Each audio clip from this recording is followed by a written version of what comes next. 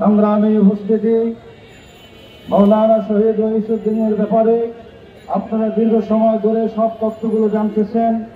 আমরা ভালো করে জানতে পেরেছি রইসুদ্দিনকে কেন হত্যা করা হলো, শহীদ করা হলো। আমরা একটু পিছন দিকে চলে গেলে দেখতে পাই আল্লামা নুরুল ইসলাম ফারুকী রহমাতুল্লাহ আলাইহির কি অপরাধ ছিল। সেদিকে লক্ষ্য করলে আমরা জানতে পারি রইসুদ্দিনের অপরাধ ছিল, রইসুদ্দিন আল্লাহর হাবিবকে ভালোবাসতো, রইসুদ্দিন মিলাদুন নবী পালন করত, হুসাইন আলী মাকামকে ভালোবাসতো, বাংলার মাজারের পক্ষে ছিল। বাংলার সুন্নি জনতা যারা তাদের বিপক্ষে ইয়াজিদ বাহিনী নেমে গেছে, আমরা ইয়াজিদ বাহিনীর বিপক্ষে হুসাইনের ভূমিকায় নামতে চাই। কথা বলেন আহ্বান জানাচ্ছি, বাংলার জমিন শাহজালালের জমিন, শাহ ফরানের জমিন, শাহ মখদুমের জমিন, শাহ আমানতের জমিন। এই জমিনের মধ্যে যতই পাইতারা করো ইয়া নবী সালাম আলাইকা বন্ধ হবে না। কথা বলেন মুফতি আবুল কাসেম মোহাম্মদ ফজলুল হক সাহেব মাদ্দাজিল্লুল আলীকে পেয়েছি, আমরা আমাদের অভিভাবক পেয়েছি। অভিভাবক যখন ডাক দিবে বাংলার জমিনে নেমে আমরা প্রতিবাদ করতে বাধ্য হব। কথা বলেন হারিয়েছি, আর কোন রইসুদ্দিনকে আমরা হারাতে চাই না। আমাদের এখন ঐক্যবদ্ধ হয়ে সবাইকে এক কাতারে দাঁড়িয়ে মোকাবেলা করতে হবে। ভয় পেয়ে ঘরে বসে থাকার সময় আর নাই। আমরা সত্যকে মানি। কথা বলেন অনেক বক্তা রয়েছে, বক্তব্য লম্ব না করে রইসুদ্দিনের বিচার দাবি করে। সম্মানিত উপস্থিতি, আজকে আমরা এখানে উপস্থিত হয়েছি আমাদের প্রিয় ভাই মাওলানা রইসুদ্দিন রহমতুল্লাহ আলাইহির হত্যার বিচারের দাবিতে। কথা বলেন ঠিক কিনা? রইসুদ্দিন শুধুমাত্র সুন্নি কিংবা ওয়াহাবি এটা বুঝি না, রইসুদ্দিন একজন আলেমে দ্বীন ছিল। কথা বলেন ঠিক কিনা? মসজিদের ইমাম ছিলেন। কথা বলেন ঠিক কিনা? একজন মসজিদের খতিব ছিলেন। কথা বলেন ঠিক কিনা? ধর্মীয় নেতা ছিলেন। অতএব রইসুদ্দিনের বিচার, এই বাংলার রইসুদ্দিনের হত্যার বিচার এই বাংলার জমিনে করতে হবে। কথা বলেন ঠিক কিনা? সম্মানিত হাজিরিন, রইসুদ্দিন এই দেশে তার হত্যাকাণ্ড হয়েছে শুধুমাত্র সে সুন্নিয়াতের কথা বলতো। কথা বলেন ঠিক কিনা?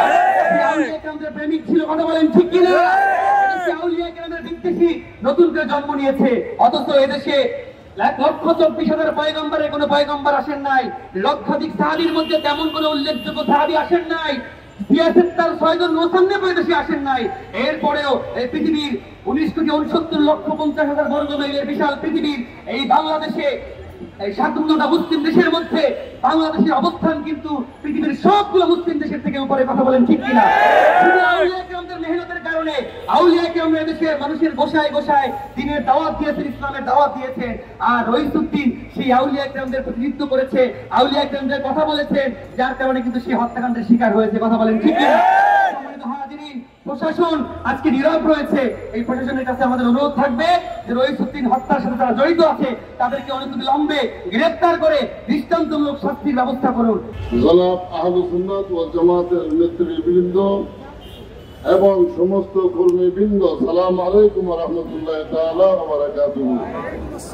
আপনারা জানেন যুগে যুগে এইভাবে আহলে সুন্নাত ওয়াল জামাতের উপরে নির্যাতন হয়েছে এবং এখনো চলছে, কিয়ামত পর্যন্ত এইভাবেই চলবে। আপনারা সকলে জানেন গত 26 তারিখের আহলে সুন্নাত ওয়াল জামাতের ঐক্য দেখে বাতিল পন্থীদের মাথা নষ্ট হয়ে গিয়েছে। আমরা এই দেশের সমস্ত পীর মাশায়েখগণ যখন একটি প্ল্যাটফর্মের মধ্যে আসব, এই অল্প সংখ্যক ইসলাম বিদ্বেষী, রাসূল বিদ্বেষী নজদিক হারজিগণ এই দেশ থেকে পালানোর রাস্তা পাবে না।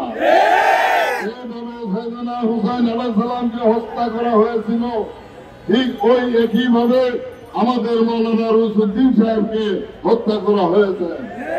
এই কথা আপনাদের সকলের জানা।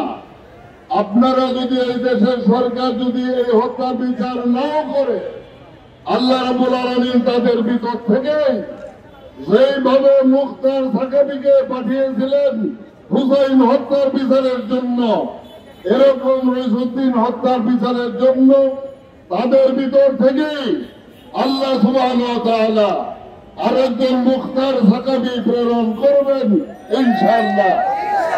উনি সরবরাহের হালুয়া রুটির মধ্যে গন্ধ পান, অথচ ঈদুল ফিতরের বৈশাখী মেলার মধ্যে তারপর ঈদ উল ফিতরের মধ্যে নাচানাচের মধ্যে কোনো গল্প তিনি পান না। আমরা বলতে চাই, একজন রইসুদ্দিনকে হত্যা করা হয় নাই, গোটা আলম জাতিকে হত্যা করা হয়েছে। একজন আলেমকে হত্যা করা হয় নাই, গোটা সুন্নি জমাতের আলেম ওলামাদেরকে হত্যা করা হয়েছে। আল্লাহ পাকের বাণী অনুযায়ী, মান কাতালা নাফসান বিগাইরি নাফসিন আও ফাসাদিন ফিল আরদি ফাকান্নামা কাতালান নাস জামিয়া। একজন রইসুদ্দিনকে হত্যা করা হয় নাই, গোটা মানব জাতিকে হত্যা করা হয়েছে। আমরা দৃষ্টান্তমূলক শাস্তি দাবি করে আমার বক্তব্য এখানে শেষ করছি।